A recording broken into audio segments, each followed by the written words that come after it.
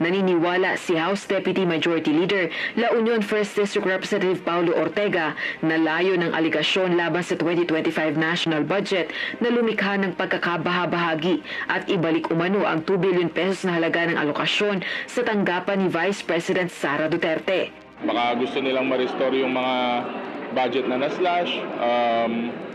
Politics, it's really about politics. Matatanda ang binawasan ng pondo ng opisina ng Pangalawang Pangulo para sa taong ito dahil sa mga kontrobersyang ibinabato, kabilang na ang questionableng paggastos ng confidential funds. It works for them kung may controversy, it works for them kung may problema. Anong rason na maglalabas ka ng mga dokumento na hindi naman po reliable yung source at mga dokumento na may mga blanco at may kulang-kulang naman na pirma. Gayunman, ayon kay Congressman Ortega, wala pa siyang kopya ng sinasabing ratified BICAM report na may blankong items. Hindi rin miyembro ng BICAM ang mambabatas.